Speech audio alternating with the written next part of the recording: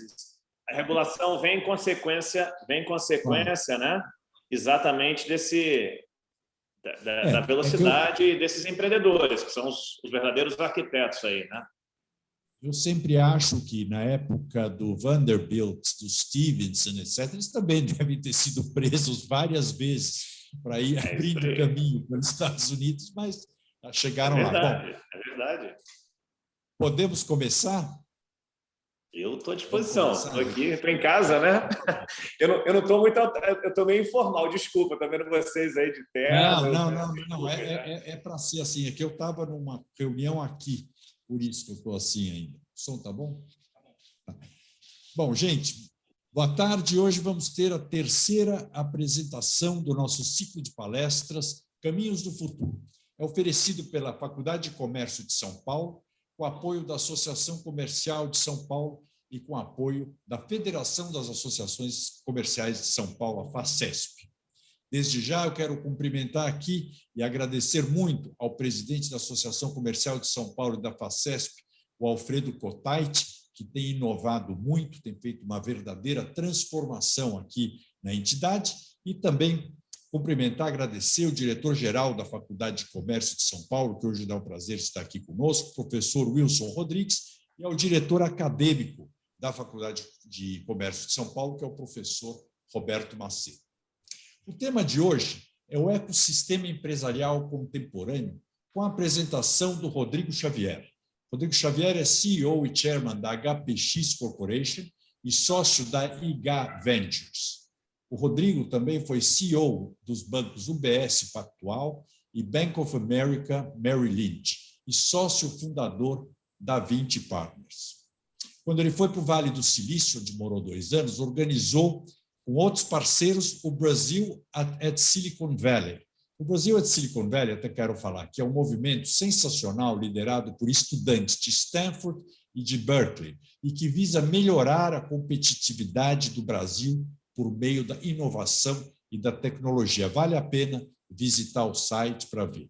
Então, com toda essa experiência do Rodrigo, é sobre esse novo ambiente empresarial e com essa extraordinária experiência de vida que o Rodrigo tem e esse convívio no Silicon Valley, com as novas fintechs, com as novas empresas, é que ele vai nos falar sobre para onde está indo, né, os sistemas regulatórios, a formatação das empresas, os valores das empresas e o significado dos empresários. Rodrigo, a palavra é sua, depois nós vamos fazer aqui perguntas dos nossos alunos e daqueles que estão nos assistindo.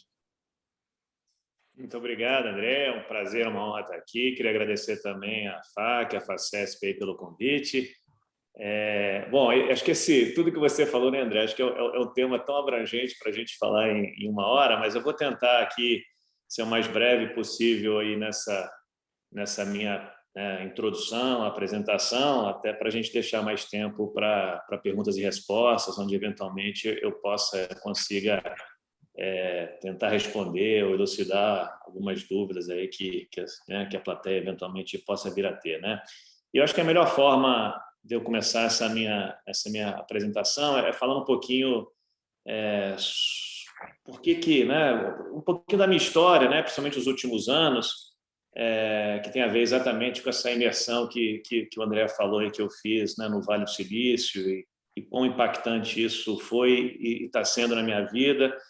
E, ao mesmo tempo, eu espero que fique algumas sugestões aí, alguns takeaways aí para que esse impacto que foi tão grande na minha vida, eventualmente chegue a algum de vocês também, né? Mas, como o André falou, a minha carreira profissional ela foi muito centrada no mercado financeiro, né? Eu sempre trabalhei basicamente em banco. Depois de 25 anos, uma carreira bem bacana, eu resolvi aí em 2017 tirar um sabático. Eu já acompanhava de longe, né, como um ex-banqueiro, bancário, investidor, essa transformação pela qual o mundo estava passando, né? Eu já lembro que eu falava para as pessoas, né, falava não, porque Palo Alto para mim, né, que é meio que a cidade mais importante ali do Vale do Silício na Califórnia, né, está para o mundo hoje como Florença, né, estava para o mundo na época do Renascimento, né, que era uma pequena cidade, mas com alguma das cabeças mais brilhantes do mundo, pensando, redesenhando o mundo cientificamente falando, culturalmente falando, né, os grandes pintores, inventores, pensadores. E eu falei, poxa, né, que privilégio seria ter passado um tempo em Florença lá naquela época, né, sendo que agora eu teria essa oportunidade. Eu quero ir para Florença do século XXI e me mudei com a minha família, né, para a Califórnia, para Palo Alto, em 2017. Eu fiz um fellowship na Universidade de Stanford, né, onde eu tive, então, acesso a grandes pensadores, a grandes professores, né, alguns dos principais arquitetos que eu falo desse admirável mundo novo, aí, desse mundo digital que a gente está vivendo. Foi uma experiência incrível, né? Eu fui para lá, basicamente, para tentar entender, né, se de fato o que a gente estava vivendo ali era uma revolução, quão transformacional seria essa revolução, quão rápida, se o mundo estava mudando mesmo na velocidade que parecia que estava mudando, né? E eu digo que com poucos meses lá de vivência e fazendo essa imersão, foi quase que um choque, né, onde de fato eu via que essa revolução que eu fui lá para conhecer ela em loco, ela era uma revolução muito mais rápida e muito mais profunda do que eu mesmo achava, né? Eu que me achava, até pela minha experiência no mercado financeiro, que era um cara bem informado, eu praticamente foi uma sensação muito estranha, era como se eu estivesse conhecendo um mundo muito diferente daquele que eu achava que a gente vivia, né? Eu tinha as minhas convicções testadas com relação a onde eu achava que as coisas estavam caminhando quase que diariamente, né? E foi quase que uma coisa espiritual, religiosa, né? Eu imagino que as pessoas que são convertidas aí, elas de repente tem um clique e o mundo, né, a cabeça muda, e foi o que aconteceu comigo. Eu brinco que, usando essa mesma metáfora aí, eu me tornei hoje um convertido, né? Um dinossauro convertido, né? E exatamente nessa sensação de me deparar com um mundo muito diferente que eu via, né? Ou seja, eu vi, caramba, realmente, ou a gente, enquanto país, enquanto empresário, enquanto cidadão, a gente entende essa revolução, a gente se prepara para ela, a gente se engaja nela da forma correta, da forma rápida, ou a gente vai ter problemas, né? Porque, de fato, a velocidade de transformação era muito grande. Eu via, principalmente no Brasil, até pelas dificuldades, né, que acho que a realidade brasileira traz, e a necessidade de você acabar tendo que se focar só no curto prazo, né, matar um leão por dia, que essa agenda, né, da preparação enquanto país, enquanto empresa, para esse admirável mundo novo aí que estava sendo criado, estava deixando para trás. Ou seja, as pessoas sempre tinham aquela visão, não, tudo bem, a minha indústria vai ser disruptada, mas vai ser daqui a 50 anos, 100 anos, eu não tenho que me preocupar com isso agora, né? Isso daí está muito distante, né? E eu via que não, quer dizer, o que você achava que ia demorar 50, 100 anos, agora vai demorar 2, 3, 5, 10 no máximo, né? De fato, essa revolução, como eu disse, ela era muito intensa, muito rápida e que demandava muito essa preparação de todos, né? Ou pelo menos o conhecimento, né? E foi com essa cabeça, né, que eu comecei lá, eu criei esse movimento que o André falou, chamado Brasil de Silicon Valley, onde era uma conferência no início que exatamente tentava chamar a atenção, né, de diversos setores brasileiros, seja ele setor financeiro, empresarial, acadêmico, público, né, da necessidade da gente, enquanto país, né, se preparar para essa revolução. Então, de uma forma muito abrangente e rápida, a sensação que eu tenho é que já está acontecendo, né? Porque de fato de 2017 para cá, eu acho que a pandemia só acelerou esse movimento. A gente vê isso muito mais claramente, né? Não é uma coisa de ficção científica que você acha que nunca vai acontecer. Acho que o nosso dia a dia mostra isso, né? Mas de uma visão muito clara, né? Toda a indústria, todo o setor, né, econômico vai ser impactado, já está sendo impactado, né? E se você, na verdade, não se preparar e não entender esse movimento, você está fadado, como os dinossauros antigos, à extinção, né?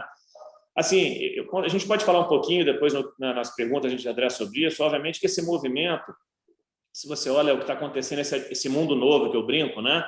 Ele tem coisas muito positivas e outras muito negativas, mas a minha visão é que aqui eu não quero ser um defensor, ou seja, eu não quero dizer...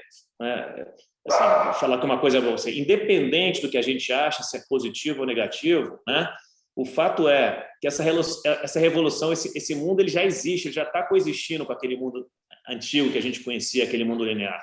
E a gente tem que estar preparado para ele, né? Estar preparado até como defesa, né? Não necessariamente numa visão de financeira, de investidor, de ganhar dinheiro, mas para a gente continuar sendo eficiente, sendo importante nesse novo mundo, né? Quando você para pensar em coisas positivas, por exemplo, com relação a esse mundo, né? Exemplos, né? Eu acho que de fato é um mundo, né? Que ele tende a prover um acesso muito melhor, por exemplo, à saúde, à educação, dado que agora você não precisa ir para a distância, você não precisa de tanto dinheiro assim, né, para você ter acesso a conteúdo educacional de boa qualidade, a uma saúde, inclusive, né, com o próprio advento da telemedicina, a uma saúde de boa qualidade. Então, quer dizer, eu acho que você tem o mundo, né, está partindo para uma conectividade muito maior, que também tem um lado perverso da história aí que a gente pode falar, mas só para você ter uma noção da velocidade desse mundo, não sei se você sabe, mas hoje aproximadamente 4 bilhões e meio de pessoas de uma população de quase 8 bi, de 7,8 bilhões de pessoas são conectadas, né, têm acesso à internet.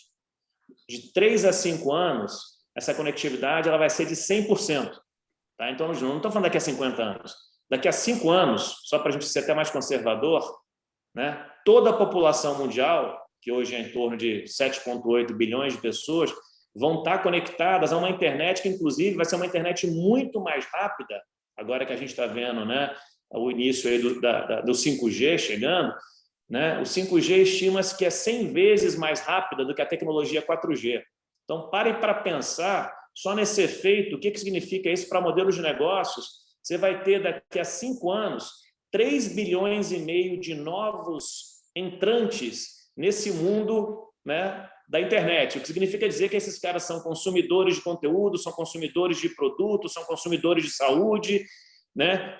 Vão ter, quer dizer, isso, obviamente, se você usa o lado negativo, e tem os dois lados, obviamente, quando você está nessa conectividade, né, ela gera, obviamente, né, uma questão, né, com essa agenda negativa, aí, uma disseminação de fake news, conteúdos desnecessários. Mas, de novo, o que eu quero dizer é que isso é irreversível. Quer você goste ou que você não goste, esse é o mundo para qual a gente está indo. E cada um pensa e se prepara da forma que mais lhe convir, né?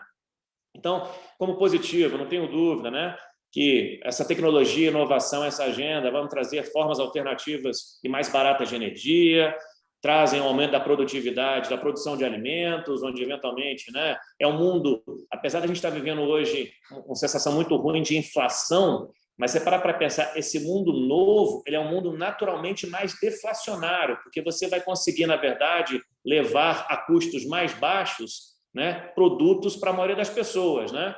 Então, também não se contamine com o que a gente está vivendo agora, que são questões macroeconômicas, políticas, a gente também não precisa entrar nisso daqui. Mas, obviamente, tem negativo também, né? Porque, como a gente sabe, né, que mesmo que com conectividade, né, existe uma diferença de oportunidade, de habilidades dos indivíduos, esse é um mundo que vai gerar ainda mais concentração de riqueza, né? Por mais que seja um mundo que ele gera por natureza mais riqueza, mas essa concentração de riqueza ela vai estar ainda mais exacerbada.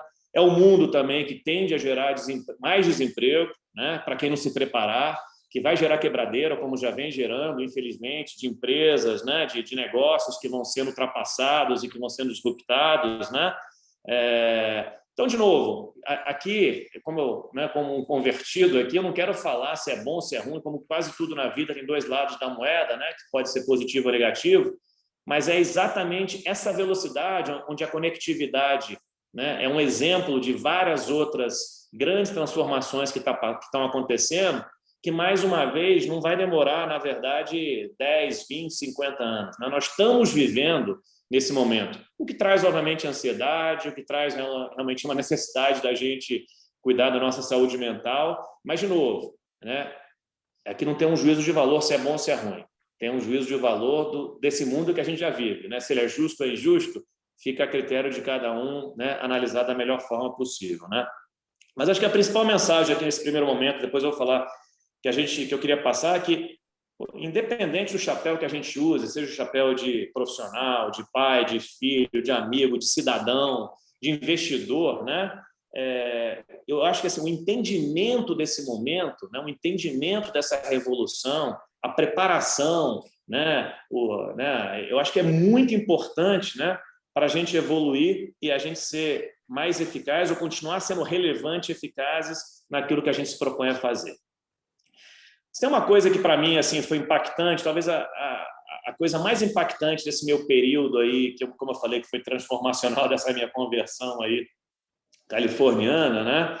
Que assim é o que eu chamo, apesar de talvez não sei se existe isso, mas eu chamo a mentalidade Vale do Silício, né? Que eu me identifiquei muito com ela, né? O que é essa mentalidade Vale do Silício? Essa mentalidade Vale do Silício é que nesse mundo atual, com a tecnologia, com inovação, com empreendedorismo, com vários recursos se tornando disponíveis numa escala muito maior e com acesso muito mais fácil, né? Os empresários, os empreendedores do Vale do Silício, que, de novo, não são só americanos, acho que são talvez algumas das melhores cabeças do mundo, como eu usei a mesma questão lá da época do Renascimento de Florença, que não eram só italianos, eram algumas das cabeças mais brilhantes do mundo, e assim eu vejo também no Vale do Silício. Hoje existe essa mentalidade que não tem problema, que não tem solução, né? Ou seja, tudo é solucionável, né? Até a morte, né? Que a gente sempre não, essa daí não tem jeito, a única coisa que é certa na vida é a morte, continua sendo, aí não mudou não.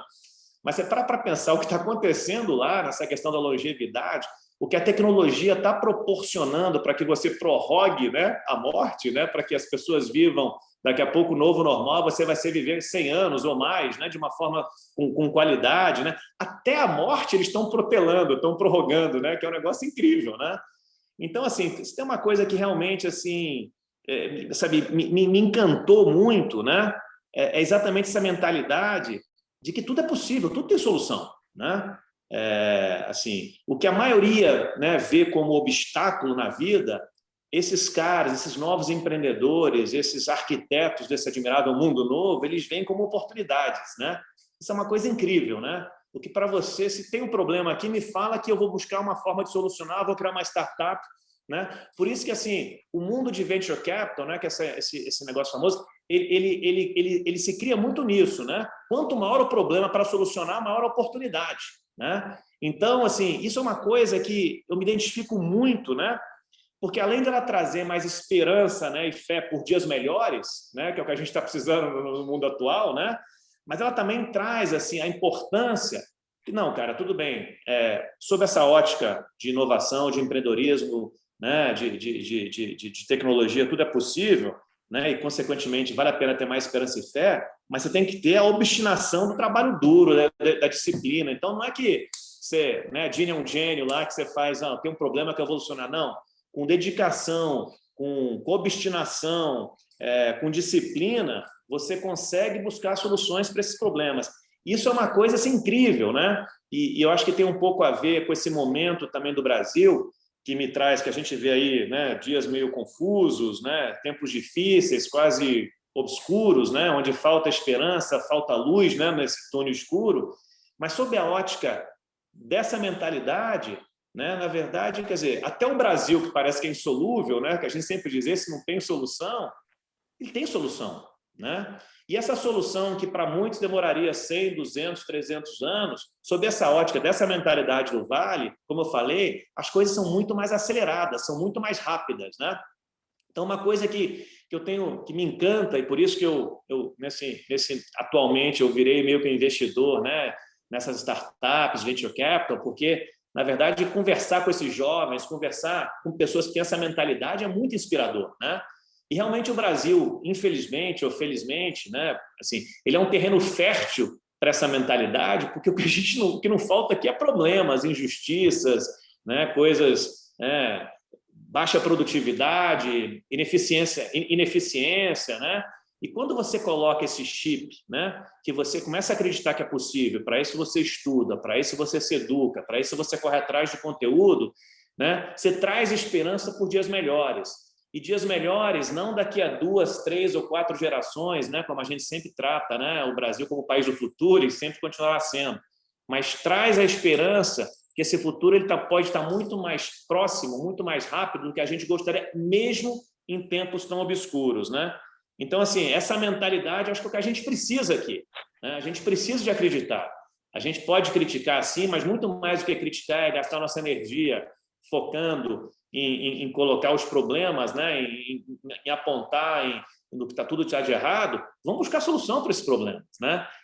Assim, uma coisa que eu me encanta é como realmente, desde nesses últimos 4, 5 anos aí, como, na verdade, esse ecossistema de inovação, de empreendedorismo, que já existe no Vale, né? No Vale do Silício começou mais ou menos ali na década de 60, então já tem aí mais de 50 anos que esse ecossistema foi criado lá, mas como, na verdade, ele vem se fortalecendo no Brasil de uma forma rápida, né? E, de novo, não é só a comunidade empresarial, academia, e por isso eu acho muito bacana, né, esse projeto aí da FAC, outras universidades que vêm fazendo sobre isso, o setor público também, que a gente possa critica de várias formas, mas que tem várias frentes abertas aí e vem sendo parceiros nessa inovação, como, né, o próprio Banco Central no setor financeiro, extremamente aberto aí a novas ideias, né, a novas tecnologias, a fintechs que vem surgindo.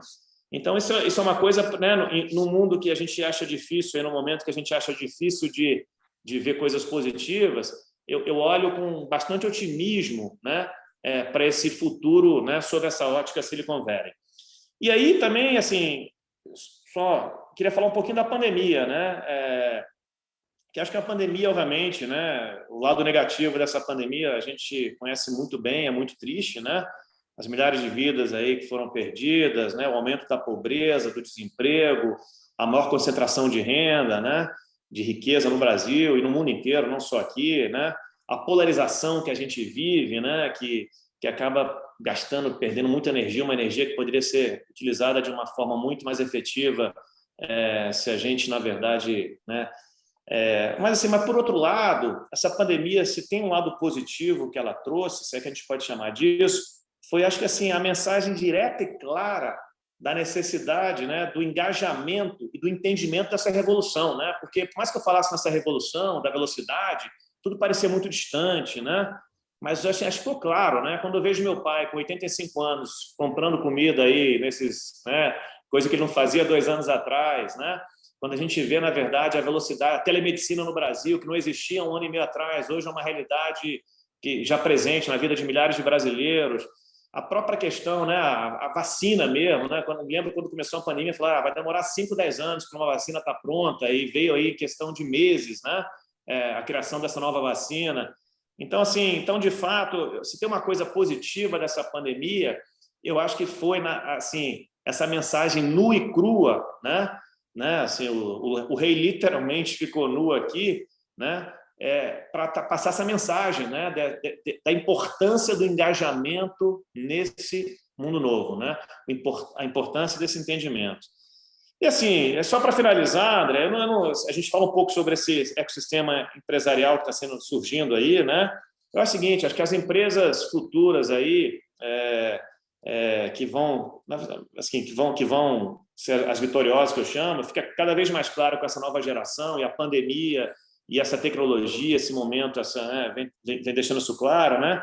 Porque acho que somente empresas com missão e propósito vão ser, de fato, empresas que vão conseguir motivar seus colaboradores, né? E vão conseguir, na verdade, reter seus recursos humanos, né? Assim, a boa notícia é que, por mais que exista tecnologia e empreendedorismo, o recurso humano, a necessidade do homem, seja até para pilotar um computador, para fazer uma programação, para criar um algoritmo, ele continua único. Isso daí acho que nunca ninguém vai substituir, né? Eu acho que o ambiente está ficando cada vez mais claro, né? Que o ambiente correto, empresarial, é aquele onde outros podem ter sucesso, né? Então, eu vejo isso muito claro, por exemplo, né? Empresas que vêm trazendo cada vez mais para dentro de si. Um exemplo claro que eu sempre admiro, por exemplo, é a Microsoft, né? A Microsoft tem uma das coisas muito claras lá que o CEO dela, né, o Satya, traz, é o que ele chama de cultura do aprendizado.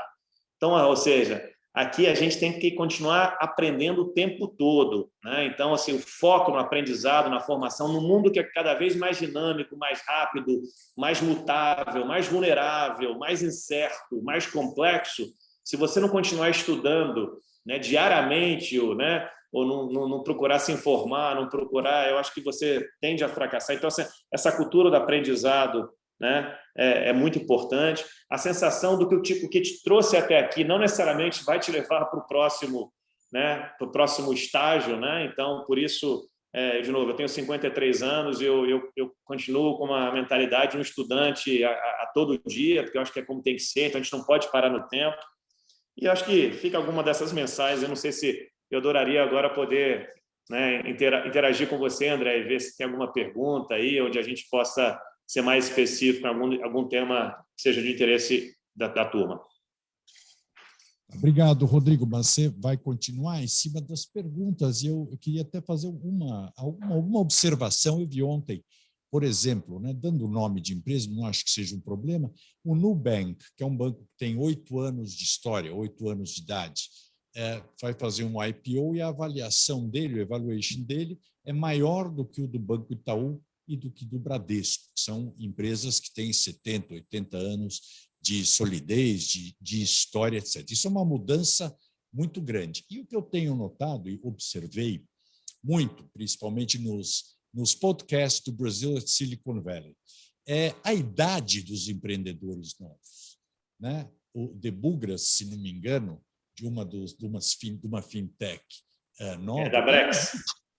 24 anos de idade, o outro tem 27 anos de idade, todas empresas 5 bilhões de dólares, 6 bilhões de dólares. Então, eu te pergunto o seguinte, tem 3 coisas aqui que eu acho que são importantes e decisivas para frente. Qual é o perfil desse novo empreendedor? Porque nós tivemos no Brasil um período no período principalmente da industrialização, de grandes empreendedores, na minha família também, inclusive. Mas era um determinado perfil. Qual é o perfil do novo empreendedor? Qual é o perfil, e esse sim que é uma figura nova, que inclusive está aparecendo no Brasil, e você é um deles, desse novo investidor, que hoje investe nas startups que ele não sabe nem de quem são. E os conceitos mudaram muito, né? Na minha época, quebrar era um absurdo, você fazia tudo para evitar que acontecesse isso. Hoje é quase um asset, é um ativo do cara. Quebrou, já deu experiência para ele, no que é verdade. É um conceito importante esse. Ele já tentou, ele já fez. Então, qual é o perfil do novo empreendedor?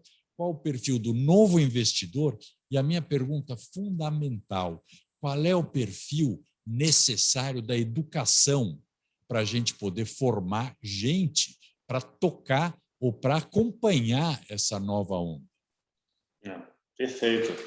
Bom, de novo, assim, já começando um pouco com relação ao perfil do empreendedor, e você mencionou o Henrique, tem vários novos, eu digo assim, para mim não tem a ver com idade, né? Então, eu conheço empreendedores brilhantes que estão criando empresas com 18 anos, 19 anos, 20 anos, e outros empreendedores que estão criando com 50, com 60, tá? Óbvio, não, assim, então, não tem aí, eu acho que não tem uma discriminação de idade aí com relação a esse perfil. O que tem um pouco esse empreendedor, essa mentalidade, André, é um cara que ele resolveu focar em problema, em ineficiências, em indústrias, em setores, né, em serviços que pareciam ter bastante ineficiência, burocracia, baixa produtividade, e vir através, né, com essa mentalidade de empreendedorismo, com o uso da tecnologia, com o uso da tecnologia, né, na verdade, física mesmo, de você, por exemplo, poder utilizar algoritmos, inteligência artificial, computação quântica, né? Então, você tem vários, na verdade, tools, né, que te ajudam, na verdade, a analisar, ao conhecer o seu consumidor profundamente, entender as dores desse consumidor, vir, na verdade, provendo, com a ideia de prover um serviço muito mais eficiente do que aquele que é oferecido pelos chamados incumbentes, né? Que são os principais players daquela indústria, né? E vamos ser sinceros, o setor financeiro, não só brasileiro, mas global, ele é um setor muito tradicional, que há muito tempo a gente já sabia que, cara, assim, não dava, né? Assim, o serviço deixava a desejar, os custos eram muito altos, né, para a maioria das pessoas, né? O crédito ele não era disponível para a grande parte da população. Então, esses são grandes problemas, por exemplo, que se você vem com soluções inovadoras para um mercado, para um serviço que você sabe que é muito importante para o dia a dia das pessoas, como é, na verdade, a questão do serviço financeiro para a população brasileira, então, era claro ali que tem oportunidades enormes. Então, não é que o Itaú, o Bradesco vão deixar de existir, pelo contrário, continuam sendo empresas muito eficientes, mas agora eles têm competidores, né, diretos. Você não precisa mais de uma agência bancária para vender um produto financeiro, para oferecer uma conta corrente para o seu consumidor. A digitalização, a transformação digital permite isso daí, né? Hoje, com o meu celular, eu consigo, né, transferir dinheiro, aplicar dinheiro, tomar dinheiro emprestado, né? Então, aqueles empreendedores que entenderam esse movimento mais rápido vieram com soluções, como foi o caso do Nubank, tem vários exemplos, e estão sendo vitoriosos, né?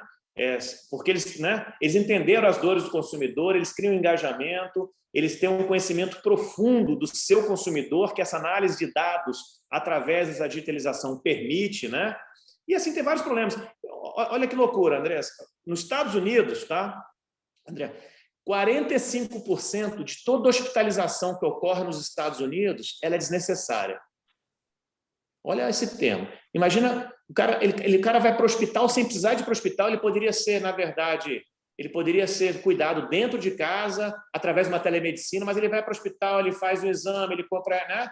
Imagina quanto dinheiro é jogado no ralo por isso daí. Se você vem com, na verdade, formas mais eficientes de prover esse serviço, olha a oportunidade aqui. Você está falando do mercado de bilhões de dólares, né? Trilhões, para não dizer, próximo a trilhões. Por isso que os grandes empreendedores, como foi o caso do Uber, como foi o caso, né? Esses grandes empreendedores, eles detectaram, peraí, transporte urbano, mas você não quer nada, não tem nada contra o taxista, mas não tem taxista suficiente, entendeu?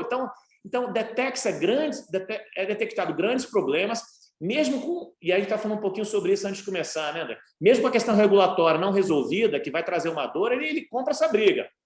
Porque ele acredita que, no final das contas, o regulador não vai ser contra alguma coisa que está trazendo, na verdade, um bem para a sociedade, um custo melhor, um atendimento melhor. Então, tem suas dores, tem várias dores, e por isso que o empreendedor ele tem que ser um cara corajoso mesmo, ele tem que acreditar muito naquilo que ele está se propondo, porque não é uma jornada fácil, né? Para cada empresa que dá certo, para cada Nubank que dá certo aí, surgem milhões ou milhares de outras empresas que, infelizmente, não vão para frente, né? Mas outra coisa que você falou que é muito importante, nesse admirável mundo novo, que eu falo que é representado pelo Vale do Silício, mas que está hoje, né, em várias partes do mundo, inclusive no Brasil, em alguns setores, aquela mentalidade do passado, que se você quebrar, se você falhar, você acabou, sua vida acabou, ela não existe. Pelo contrário, né? É um negócio meio doido. Quanto mais, e de fato, né, eu que já errei muito na minha vida, se você faz uma análise, acho que cada um de nós, você vai ver que os momentos que você mais aprendeu lições valiosas foram momentos de dificuldade, momentos de extrema volatilidade, né? Então, essa mentalidade que faz parte do processo educacional, você errar, você falhar, e eu vou falhar 10 vezes, mas na 11ª vez vai dar certo, é uma coisa que cada vez mais as pessoas ainda têm muita cobrança, ainda mais no Brasil. O Brasil, talvez, com outros países mais, né, talvez um pouco mais conservadores, tem um pouco essa política, não, se o cara quebrou, o cara não deu certo, ele não presta, mas cada vez está mudando isso, e está mudando de uma forma muito rápida, né? Então, né, com relação ao investidor, o investidor, na verdade, de sucesso, é aquele cara que está entendendo isso, que está entendendo que o modo operandi, a empresa, por exemplo, como um investidor de bolsa, a empresa que eu quero investir hoje não necessariamente é aquela que já está gerando resultado hoje, mas é aquela que eu acredito que daqui a 5 anos, daqui a 10 anos, independente do seu resultado de hoje, ela vai ser uma das líderes daquele setor. Então, mesmo que ela tenha prejuízo hoje, que é um negócio meio maluco, eu falo, para mim, o meu maior desafio lá, e continua sendo, André, é aprender a desaprender. Porque eu fui criado numa geração, como analista de empresa, se a empresa não está gerando lucro, eu quero distância dessa empresa, ela vai quebrar. Mas hoje existe uma tolerância muito grande, um investimento em venture capital de longo prazo, que ele fala, não, se você tem um modelo de negócio que eu acho que é disruptível, mesmo que você não esteja ganhando dinheiro no curto prazo, eu acredito que a longo prazo você vai ser vitorioso. Então eu quero investir nessa empresa e não naquela que hoje ganha muito dinheiro, mas que eu acredito que daqui a 5 anos tem uma grande chance de estar ganhando muito menos ou até mesmo de deixar de existir, né? Então, eu não sei se eu respondi investidor, mas eu sei, investidor tem todo um paradigma que você tem que entender. Por isso que eu falo, o entendimento dessa revolução, desse momento, desse mundo, ele tem que ser olhado como empreendedor, como investidor, como um cidadão, né? Até para você entender em quem votar, qual país que você quer, porque eu acho que cada vez mais a gente precisa de pessoas que entendem essa agenda e que querem trazer essa agenda de inovação, de transformação digital, não só para suas empresas, mas para o seu país, que é o caso de alguns países aí, né? Que a gente pode dar exemplos aí, né? Mesmo sendo... É interessante, né, André? Mas olha aqui, assim, o exemplo que eu gosto de dar também.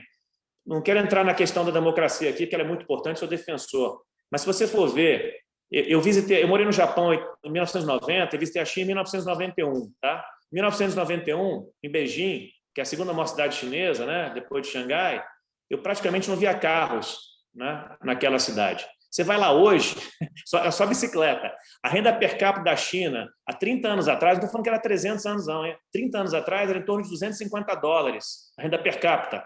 Hoje está próximo de $10 mil. Né? Por quê? Foi um país que abraçou como poucos essa agenda da inovação, da transformação digital. Você coloca hoje inteligência artificial, é linha de governo, né? O que tem se formado, o que o governo mais forma lá são engenheiros, o foco em educação, o foco nessa... Então, assim, de novo, você fala, mas a China é muito mais fácil, que é um regime autocrático. Deve ser mesmo, mas não importa, a linha mestra que está por trás ali. Então, se eu quero ver meus governantes falando disso, falando de transformação, de empregabilidade no futuro, de eficiência, de produtividade, de transformação digital, empreendedorismo. Essas são as linhas hoje que mais me atraem paixão. Então, quer dizer, para isso você precisa uma mudança também expressiva no sistema de educação, no currículo, porque acho que as necessidades para você enfrentar tudo isso hoje são muito diferentes daquelas tradicionais que a gente vem perseguindo. Exatamente, exatamente. E eu entendo que não é fácil, é muito mais fácil falar. Assim, óbvio que eu simpatizo, eu sei das dificuldades, eu tenho certeza que vários governantes pensam dessa mesma forma, mas executar isso é difícil. Mas eu acho que a gente tem que começar cada vez mais por exemplos. E eu estou mais animado, porque como eu vejo essa geração, empresas, por exemplo, como o Nubank, tendo essa valorização, as pessoas entendendo o que tem por trás, eu acho que mostra a possibilidade de criação de riqueza. Eu vejo, por exemplo, eventos, o surgimento da Intel ali, né, que é uma universidade que está sendo criada voltada para a criação de engenheiros, para a tecnologia. Eu vejo empresas, faculdades privadas e públicas, cada vez mais voltadas para isso. Então, assim, acho que a própria sociedade, o crescimento, o fortalecimento desse ecossistema de inovação e empreendedorismo no Brasil, ele é uma forma que tem de você forçar, na verdade, seja o setor privado ou o setor público, a ir nessa direção, né? Então, de novo, eu quero olhar com olhos mais otimistas aqui. Bom, que bom. Deixa o professor Wilson te faz uma pergunta aqui dos alunos. Bom, Rodrigo, antes de mais nada, quero dizer que estou encantado com a sua palestra, viu? E acho que, assim como eu, os alunos da Faculdade do Comércio. Parabéns, né? Uma pergunta aqui, Rodrigo, é o seguinte: você que já se relacionou com empresários, empreendedores do Brasil e do exterior, na sua visão, quais são as virtudes do empreendedor brasileiro? O que nós temos que os outros não têm? E também, o que os outros têm que nós não temos? O que falta para o empreendedor brasileiro? Uma boa pergunta. Eu acho que uma das grandes virtudes que o empreendedor brasileiro tem é que a gente já passou por tanto perrengue aqui, né? É um cara que está acostumado às ineficiências de um Estado que, infelizmente, vem se mostrando, vem performando muito aquém do que deveria, né? Com todas as dificuldades do dia a dia. Então, assim, quando a gente fala em detectar, eu falo, o Brasil é um laboratório muito fértil para o surgimento de empreendedores, porque o brasileiro ele já tem essa cultura para você sobreviver, seja como autônomo na rua, para você, né? Então, assim, você faz um pouco parte, você já conhece mais ou menos essa selva, né? Sem nenhum tipo pejorativo aqui, mas só tentando ser o mais, né?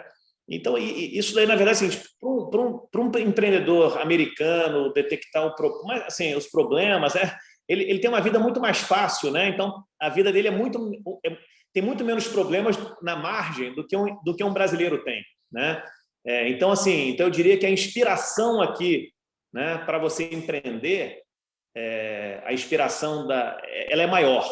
Por outro lado, e aí já entrando na outra parte da pergunta, se a inspiração é maior, a dificuldade é muito maior também, né? Aqui no Brasil comparado com lá. Porque, primeiro, que o capital aqui não estava disponível até pouco tempo atrás, né? As pessoas não acreditavam em investimentos de longo prazo. O brasileiro tem sempre uma cabeça muito curto-prazista, não só como investidor, mas como nós, como cidadãos mesmo, né? Então, assim, até porque é aquela história, a gente tem que... Então, o arcabouço regulatório, a academia, eu diria assim, o empreendedor, o Vale do Silício, ele é o que é hoje, né? Foi porque você tinha, na verdade, uma conjunção. Você tinha o setor privado, o setor público e, na verdade, a própria academia juntos ali, né? Trabalhando para o recrudescimento daquele ecossistema, né? No Brasil, a gente não tem isso, né? No Brasil, a gente ainda tem uma academia que, com todas as dificuldades, eu acho que ela ainda está aquém do que ela poderia ser, né? Por exemplo, as universidades americanas, elas incentivam seus professores a serem mentores e terem participações em startups. Um professor de uma universidade pública brasileira, ele não é permitido, né, ser um mentor ou um coach ou ser um sócio de uma empresa, né? Então tem uma série de regulações assim absurdas, né? O cara, na verdade, ele é um PhD, poderia ajudar muito, engenheiro, está ganhando, sei lá, 10 mil reais, 15 mil reais por mês, né? Que tá difícil ali de pagar a escola dos filhos. Tem vários alunos dele aí que tem toda a capacidade do mundo de criar uma empresa, eles poderiam ser sócios, fazer alguma coisa junto. Ele não pode fazer isso, né? A legislação brasileira não permite isso, né? Então, o mesmo, né? Eu acho que assim, esse denial, o mindset do brasileiro, ele é muito contrário ao empreendedor. Até pouco tempo atrás, o empreendedor era um maluco, né? Era um cara, aquela história. Se ele quebrou, ferrou, ele não vale nada. Então, assim, se por um lado, acho que a gente está com uma inspiração aqui como país, né? Que a gente tem tantos problemas para serem resolvidos, que o empreendedorismo tem muita inspiração. Por outro lado, né, o arcabouço que está ali do lado, seja da academia, o regulatório, né, a questão cultural, ela joga muito contra. Mas eu acho que está mudando isso também. Acho que, felizmente, está mudando. Eu vejo sinais muito claros de uma melhoria significativa e que né, o próprio Henrique, por que ele não está empreendendo aqui no Brasil? Ele está empreendendo lá fora. Ele achou que era mais fácil fazer isso lá. E está ótimo, né? Que bom que o brasileiro está brilhando lá, né? Mas cada vez mais eu vejo cada vez mais Henriques aqui, né, no Brasil empreendendo de uma forma linda que eu só aplaudo. Isso é um ponto, quer dizer, era um pouco da minha pergunta, de como a infraestrutura burocrática que nós temos aqui, e de legislação também, será que ela consegue acompanhar a velocidade necessária para não desestimular o pessoal a continuar empreendendo aqui ou para esse tipo de empreendimento?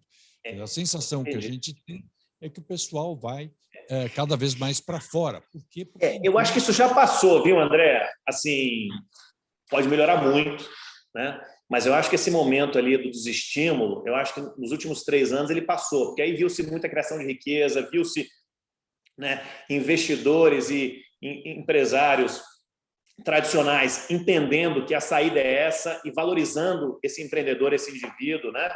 Então, assim, eu acho que a gente ainda tem muito desestímulo. Por exemplo, por que a gente não permite que estrangeiros possam vir para o Brasil facilmente, né, como acontece no Vale do Silício, com vistos, etc., poder ensinar o que há de melhor em Israel, na China, nos Estados Unidos aqui, né? Então, assim, mas eu acho que agora já é a boa notícia é que eu acho que é reversível, né? Não tem mais essa. Eu acho que a gente já passou essa. Até pouco tempo atrás, exatamente foi quando o Henrique foi estudar na Stanford, depois ele acabou, né?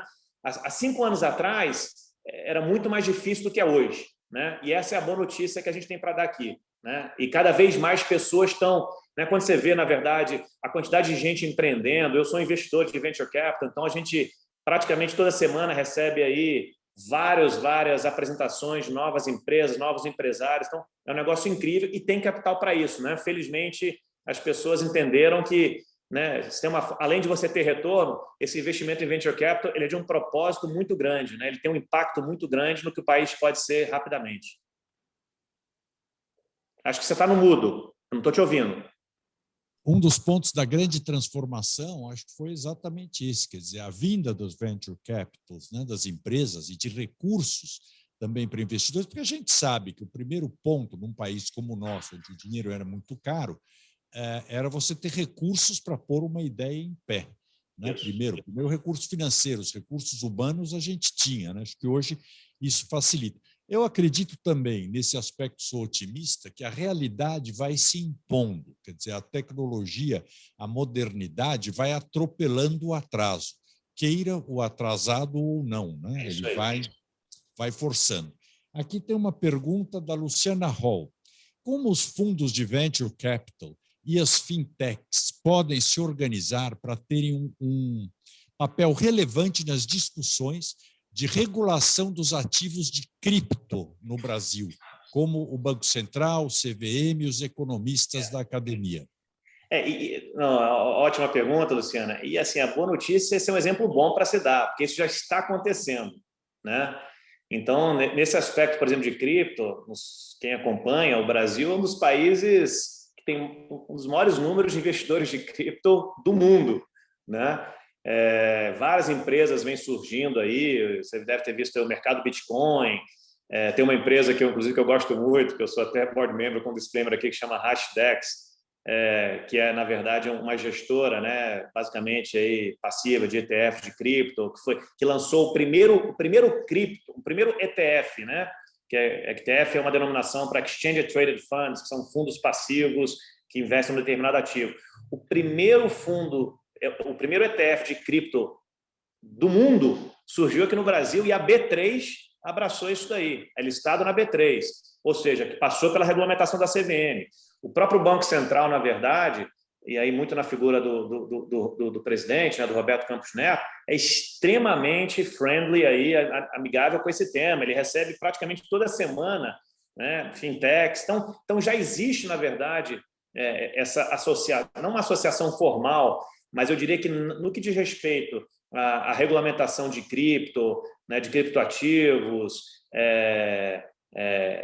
o Brasil está bastante avançado e já existe uma coesão muito grande, né? Seja dos investidores, seja dos provedores de serviços, seja dos reguladores. No caso, CVM, né, e Banco Central aí estão extremamente alinhados, pró-business, pró-regulamentação, e acho que a gente está bem à frente, eu diria, da maior parte dos outros mercados envolvidos, né? O próprio Estados Unidos só recentemente liberou o primeiro ETF de cripto aí. Então, a gente até está na frente até dos Estados Unidos nesse quesito. Então, essa é uma área que eu me orgulho muito em dizer que é um exemplo bom para ser dado, que as coisas estão super bem paradas e avançadas.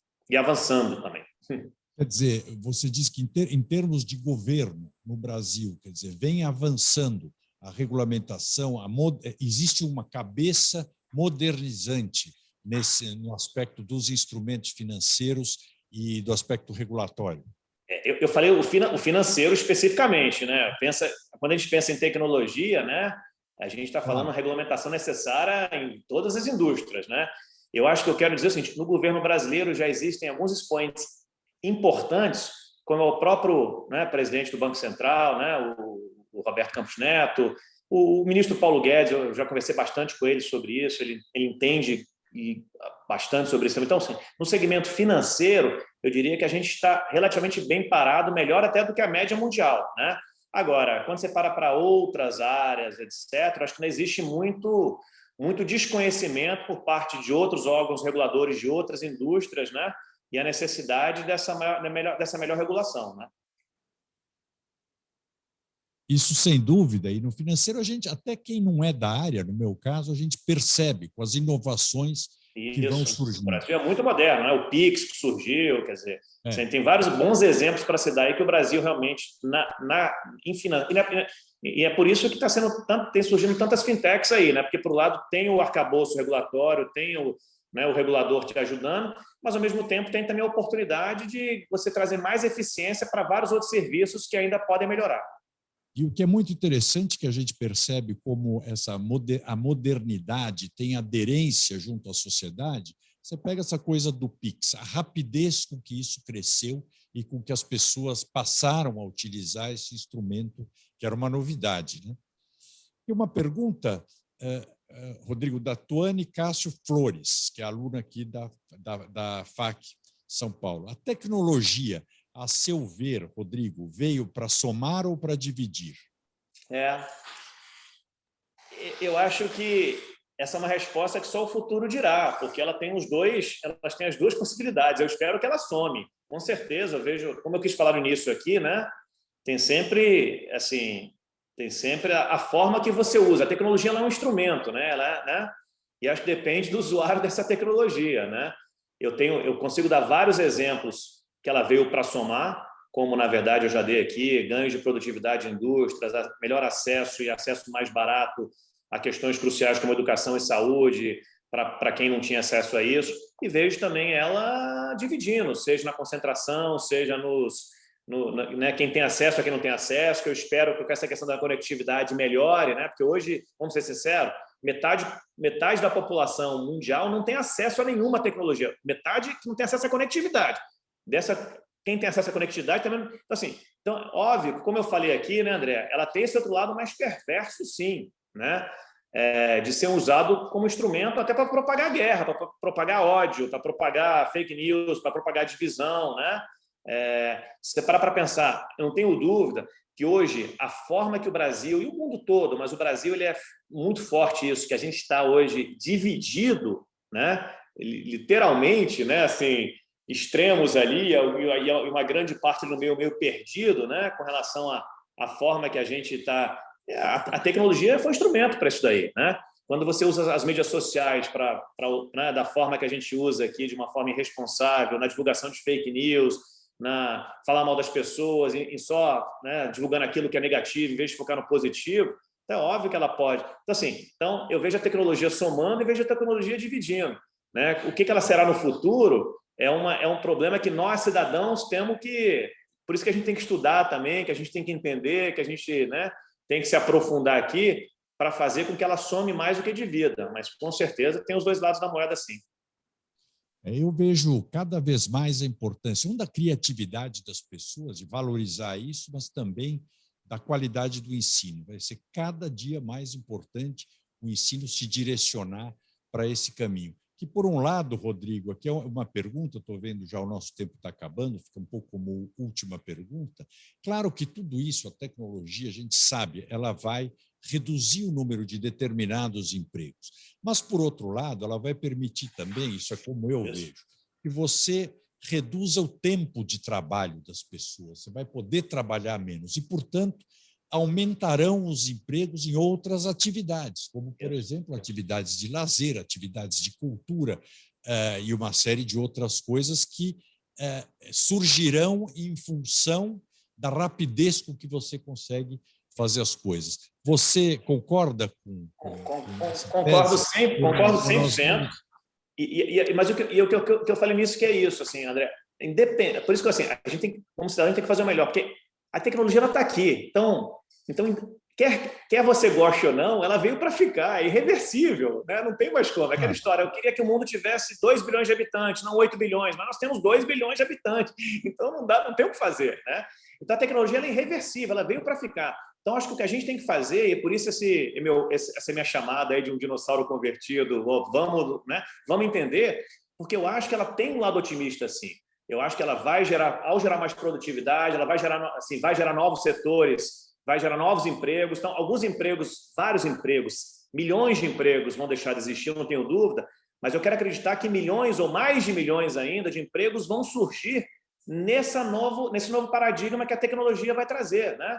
Então, acho que é nosso dever aqui a gente se preparar para que a gente ajude, na verdade, a gente não espere passivamente para que essa visão mais otimista da tecnologia impere, né? Eu acho que tem tudo para acontecer, eu estou que nem você, assim, e eu falo, bom, dado que temos, é reversível isso, qual a melhor forma da gente entender e atuar nesse mundo que, de novo, tem tecnologia, mas também tem empreendedorismo, tem uma visão de ESG muito mais clara, né? Uma visão muito mais responsável de mundo. A própria tecnologia já está ajudando a gente a solucionar problemas que a gente achava que eram solucionáveis também, como a questão ambiental, por mais crítica que seja, tem muita tecnologia positiva sendo usada para isso, até para o monitoramento de onde está sendo os desmatamentos, emissões de gás. Então, tem um lado muito positivo, sim, da tecnologia. Hoje ela é divisiva e vai continuar sempre tendo um lado negativo, mas é nosso dever também, cada um fazer sua parte para que o lado positivo,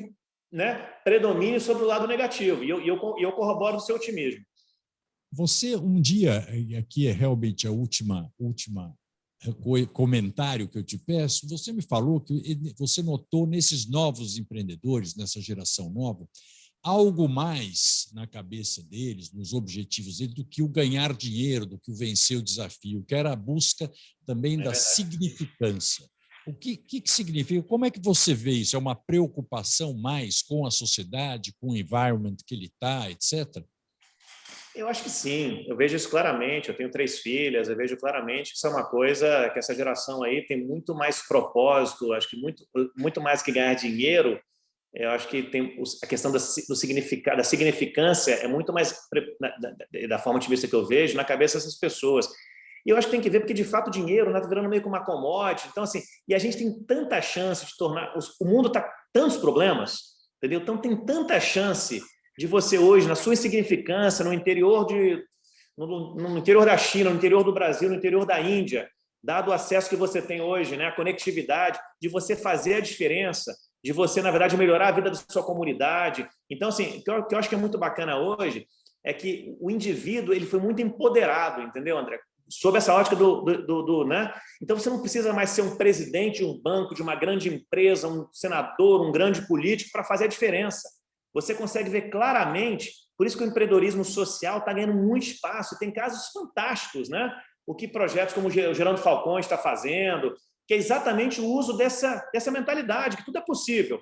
Então, eu acho que hoje as pessoas eles admiram muito mais, na minha opinião, pelo menos a maioria, um cara que faz a diferença, e até pela questão da vaidade humana, acho que hoje é melhor você, se você quer ser reconhecido, é melhor você ser reconhecido por um cara que fez o bem, que ajudou o mundo a ser melhor, que ajudou suas comunidades, do que ser um cara que ganhou dinheiro, né? Simplesmente que é um... Então, assim, eu quero acreditar que esse capitalismo responsável ele está ganhando, na verdade, né, muita frente agora perante aquele capitalismo mais destrutivo que a gente parecia viver até então. E, de novo, esse é o lado positivo da moeda. Com esses jovens que eu converso, e eu faço um trabalho de mentoria com vários deles, eu brinco, eu aprendo muito mais com eles do que eles comigo, né?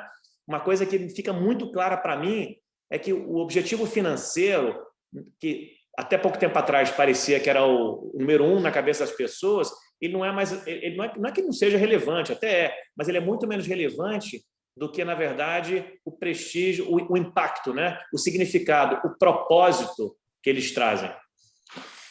Sabe que isso me lembra muito o meu tio Titilo Matarazzo. Uma vez perguntei para ele por que ele fazia tanto mecenato, os museus que ele fez, Fundação Bienal. Ele me falou, olha, porque se você um dia quer ser lembrado, você tem que fazer alguma coisa na vida que esteja acima dos seus próprios interesses.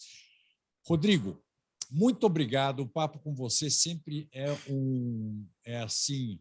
uma expectativa otimista, né? E, como sempre, a gente sai mais otimista depois de ouvir essa sua experiência, né? Essa sua vivência no que é um mundo novo. E eu acho também é um mundo extraordinário, a velocidade com que as coisas estão mudando, porque tecnologia traz tecnologia, isso é um acelerador impressionante.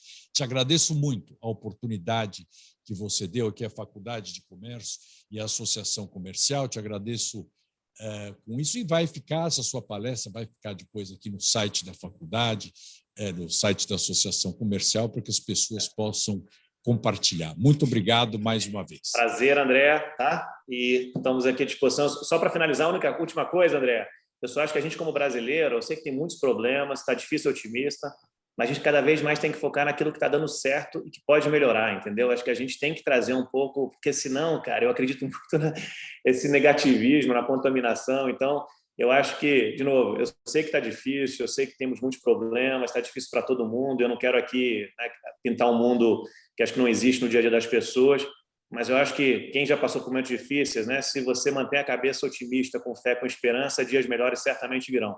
Eu acho que essa agenda traz isso, tá? Obrigado aí pela oportunidade e a gente fala em breve. Muito obrigado. Obrigado, abraço a todos. Muito obrigado a você. Obrigado, gente. Obrigado pela paciência aí. Um abraço. Vocês que estão nos assistindo, muito obrigado. Vocês que participaram, eu queria já convidar vocês para a próxima quinta-feira, agora, quinta-feira, às 17 horas, temos mais uma palestra do nosso ciclo de palestras, se não me engano, com o Roberto Salluti ou com o Adroaldo Moura da Silva, mas nós vamos colocar nas nossas redes sociais. Muito obrigado a todos, uma boa tarde.